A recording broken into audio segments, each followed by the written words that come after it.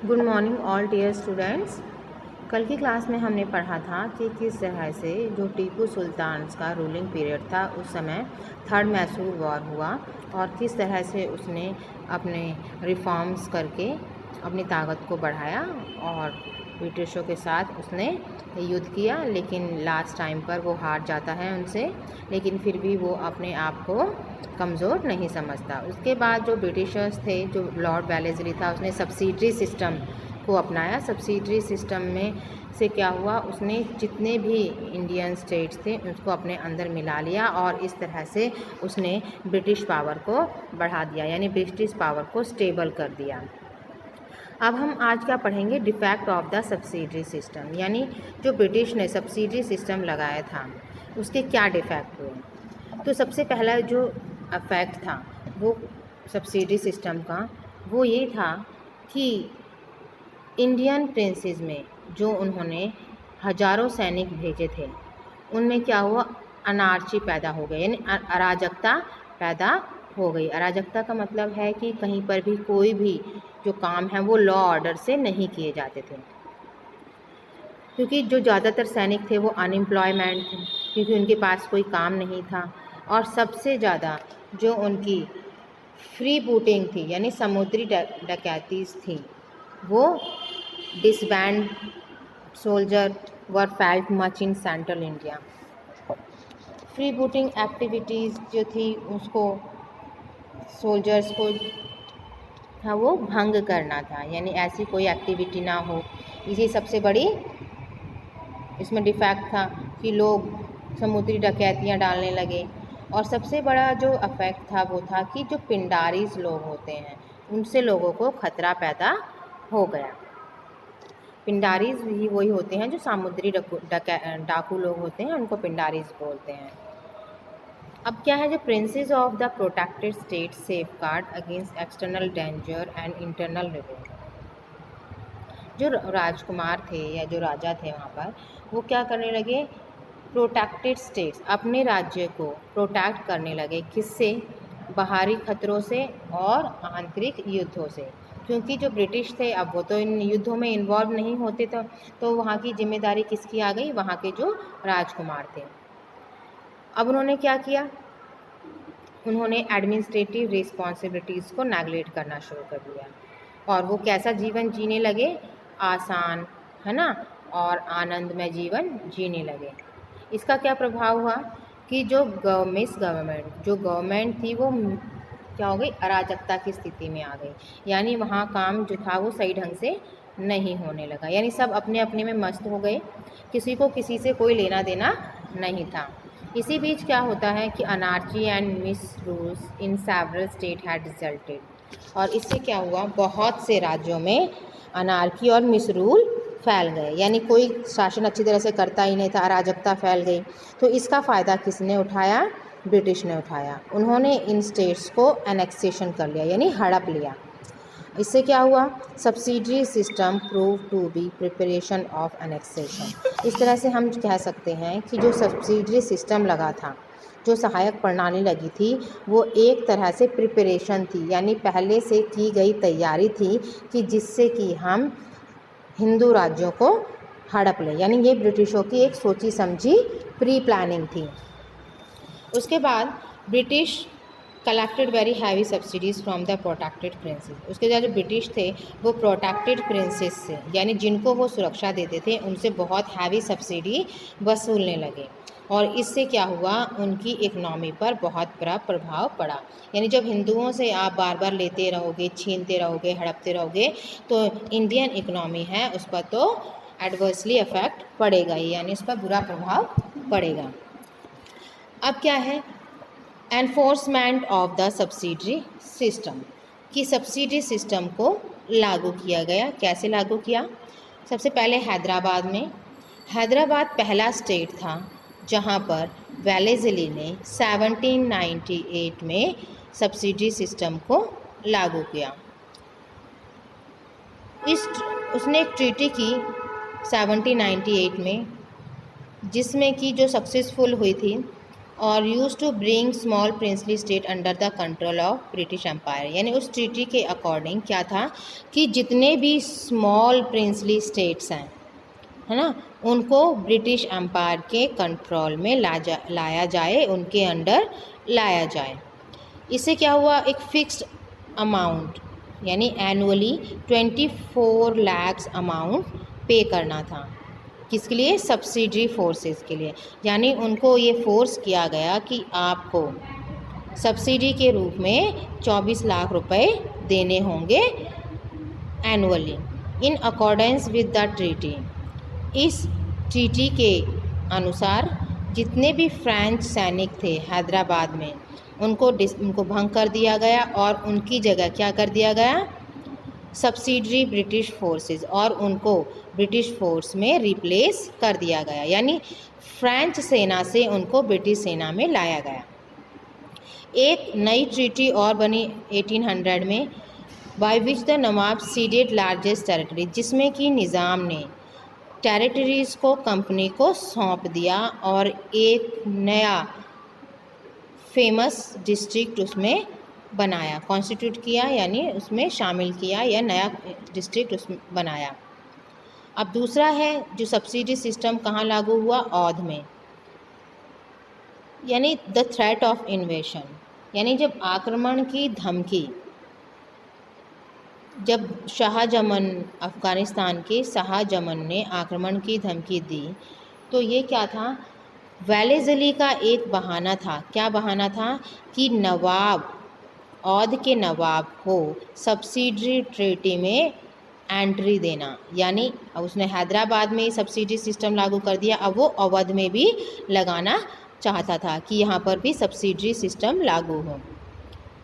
इसके अकॉर्डिंग क्या था कि नवाब ने ब्रिटिश को क्या दिए, रिच लैंड दिए ऑफ रोहिलखंड। यानी रोहिलखंड जो कि ब्रिटिशों ने अपने अंडर में कर लिया था जब रोहिलखंड का वार हुआ था, तो वो दिया।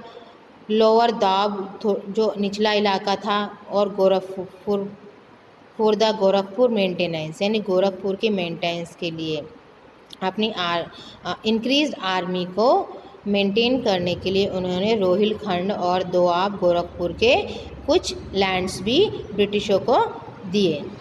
इससे क्या हो गई, जो नवाब की जो पावर थी वो कम हो गई। अब देखो, हैदराबाद की पावर कम कर दी उन्होंने, अवध की पावर कम कर दी, तो इससे क्या है, जो maintains law and order, British were authorise to frame rules and regulation. यानी लॉ और ऑर्डर को मेंटेन करने के लिए ब्रिटिश अथॉरिटी ने कुछ रूल और रेगुलेशन बनाए। इससे क्या होता था कि जो ब्रिटिश थे उनका जो राइट था, उन्होंने ये अधिकार ले लिया कि वो अवध के इंटरनल मैटर्स में इंटरफेयर कर सकते हैं। उसके बाद जो ब्रिटिश थे उन्होंने फर्टाइल और पॉपुलस टेरिटरी भी अपने अंडर कर लिए। यानी जो फर्टाइल उपजाऊ क्षेत्र थे, जो पॉपुलस थे, यानी जो बहुत हरे और घने भने जो टेरिटरी थी वो अंदर में कर लिए। इससे क्या है, उनके जो रिसोर्सेज थे वो बढ़ गए। और इस हाई हैंडेड एक्शन का, इस कार्रवाई का जो वेलेज़ली ने की थी, इसके बाद में इसको क्रिटिसाइज्ड किया गया, यानी इसकी आलोचना की गई। उसके बाद देखते हैं कि तंजौर, सूरत और कर्नाटक में भी इस सब्सिडी सिस्टम को अपनाया गया।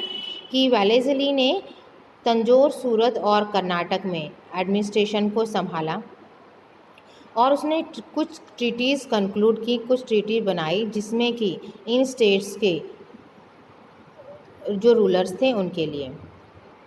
The Maratha state of Tanjore witness a succession dispute. Maratha state जो तंजौर का जो मराठा स्टेट था वो इस बात का गवाह था, इस सक्सेशन ऑफ डिस्प्यूट, इस झगड़े का वो गवाह था। 1799 में क्या होता है, वेलेज़ली ने सर फौजी के साथ एक संधि की।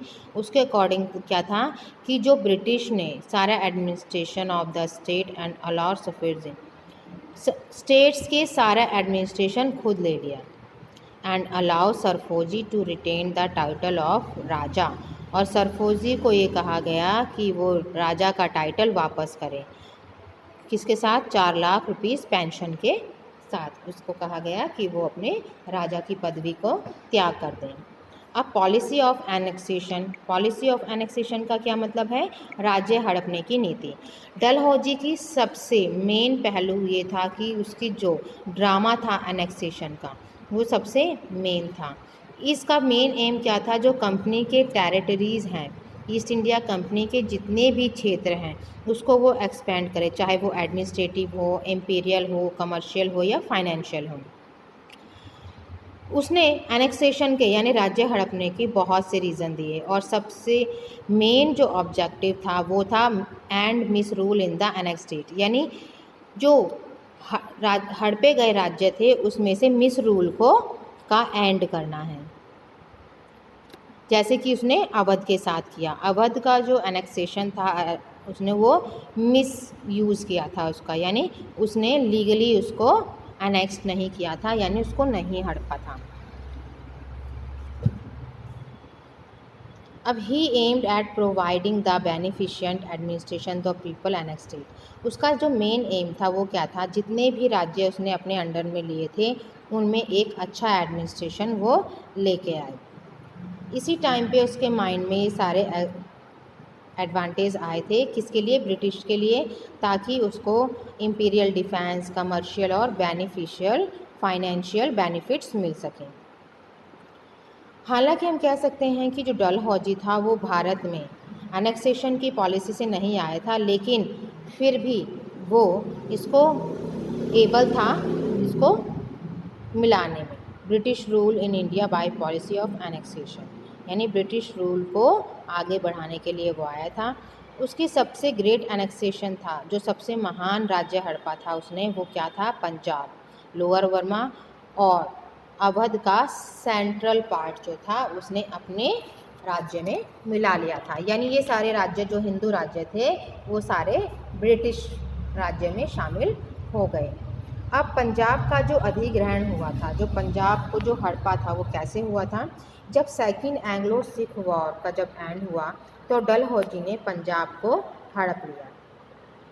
उसने पंजाब का एडमिनिस्ट्रेशन बहुत अच्छी तरीके से चलाया और इस प्रोविज़न को, इस प्रांत को छोटे छोटे स्मॉल डिस्ट्रिक्ट में बांट दिया और उसको कॉल कंट्रोल करता था डिस्ट्रिक्ट ऑफिसर। क्योंकि वो डिस्ट्रिक्ट में बांट दिया तो हर डिस्ट्रिक्ट को एक डिस्ट्रिक्ट ऑफिसर कंट्रोल करता था, जो क्या कहलाते थे? डिप्टी कमिश्नर कहलाते थे।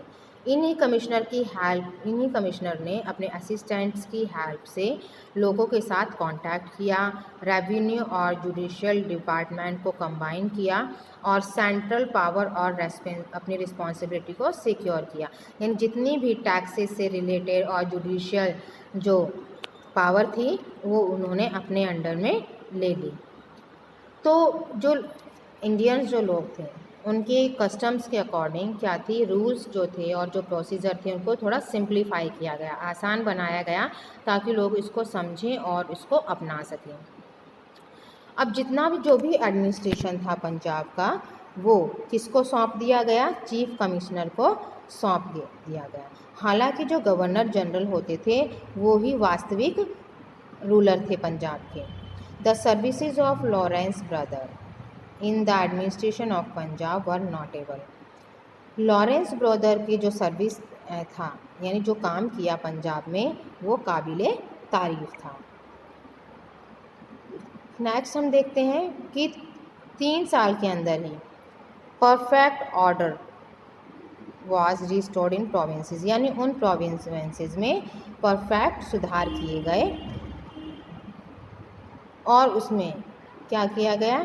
Defend from internal and external enemies, और बहुत ही कुशल तरीके से बाहरी और आंतरिक दुश्मनों को हरा दिया। 1859 में सर जॉन लॉरेंस पंजाब के लेफ्टिनेंट गवर्नर बन गए।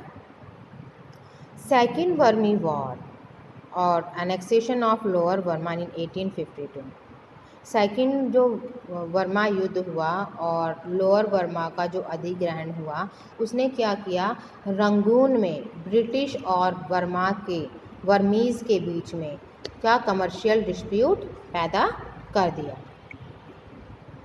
जब सेकंड बर्मीज़ वॉर हुआ 1852 में तो डलहौजी ने लोअर बर्मा को अपनी कैपिटल में मिला दिया। उसके बाद जो मेजर आर्थर फ्यारे होते हैं वो कमिश्नर अपॉइंट होते हैं और उनके जो एडमिनिस्ट्रेशन होता है बहुत प्रूव होता है, एफिशिएंटली प्रूव होता है, यानी बहुत अच्छी तरीके से वो उस एडमिनिस्ट्रेशन को चलाते हैं। जब लोअर बर्मा का जो एनेक्सेशन हुआ यानी अधिग्रहण हुआ तो इससे ब्रिटेन को बहुत फ़ायदा हुआ। रंगून ब्रिटेन का सबसे वैल्यूएबल एक्विजिशन था। एक्विजिशन यानी सबसे बड़ा ऐसा राज्य था जो उसने हड़पा था, इससे उसे बहुत फ़ायदा हुआ और ये एशिया का सबसे बड़ा बंदरगाह बना। कौन सा? रंगून बंदरगाह। तो ओके स्टूडेंट्स, आज के लिए इतना ही। Good bye everyone, thank you very much, stay home.